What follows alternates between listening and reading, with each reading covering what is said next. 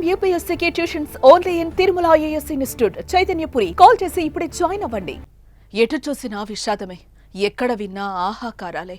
కళ్ళు తిప్పితే కళ్ళు మూసినవారే, రక్తంతో తడిసిన బట్టలతో అయిన వారి ఆచూకీ కోసం పరుగులు తీస్తున్నవారు ఎందరో. రాయి రాయికి మృతదేహం.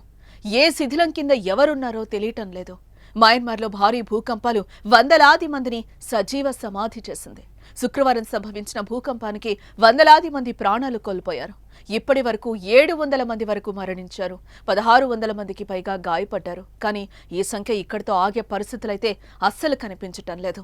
పెద్ద భవనాలు కూలి ఆ శిథిలాల కింద వందలాది మంది చిక్కుకుపోయారు. సహాయక చర్యలు చేపట్టి వారిని బయటకు తీస్తుండగా ప్రాణాలతో బయటపడుతున్న వారి సంఖ్య చాలా తక్కువగా కనిపిస్తోంది. ప్రాణ నష్టం వేలల్లో ఉండే అవకాశాలు కనిపిస్తోంది.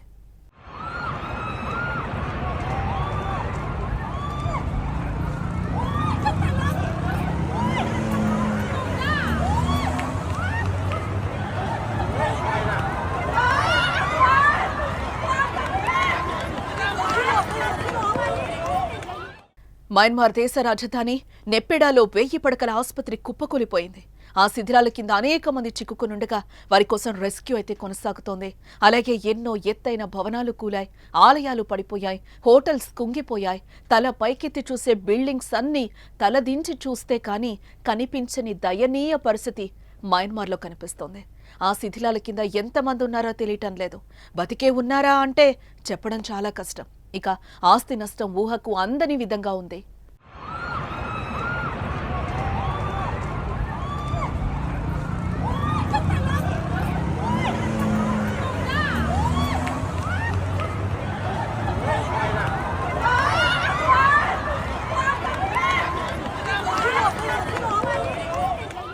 మయన్మార్ అంతా కాకపోయినా అటు పక్క దేశం థాయిలాండ్ను భూకంపం వణికించిందని చెప్పుకోవాలి. ఆ దేశ రాజధాని బ్యాంకాక్ చిగురుటాకులా వణికిపోయింది. వేలాది భవనాలు నిట్ట నిలువున కూలిపోయాయి. పదుల సంఖ్యలో ప్రాణాలు కోల్పోయారు. వందలాది మంది గాయపడ్డారు. ఇక్కడ కూడా భారీగానే మృతుల సంఖ్య ఉండే అవకాశం కనిపిస్తోంది. దేశంలో ఎమర్జెన్సీని ప్రకటించింది థాయిలాండ్ ప్రభుత్వం. అత్యవసర సర్వీసులు తప్పితే మిగతా అన్నింటినీ మూసివేసింది.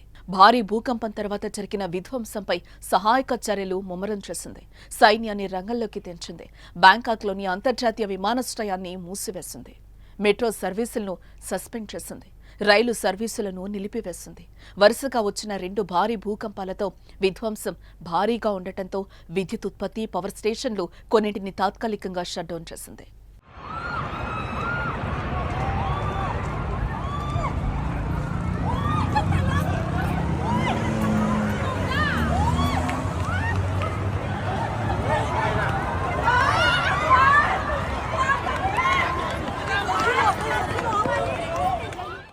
మయన్మార్లో 12 నిమిషాల వ్యవధిలో 2 సార్లు భారీ భూకంపాలు సంభవించాయి. శుక్రవారం మధ్యాహ్నం 12:50 7.7 తీవ్రతతో సంభవించిన భూకంపాన్ని మయన్మార్లో రెండో అతిపెద్ద నగరమైన మాండలే సమీపంలో భూమికి 10 కిలోమీటర్ల లోతున గుర్తించారు.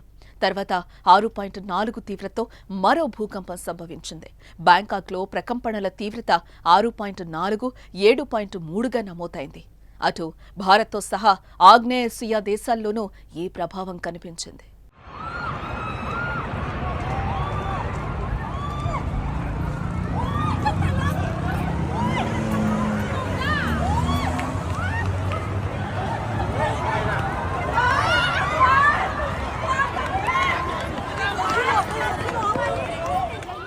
కష్ట సమయాల్లో మయన్మార్కు భారత్ అండగా నిలిచింది. ఢిల్లీ నుంచి 15 టన్నుల రిలీఫ్ మెటీరియల్ పంపించింది.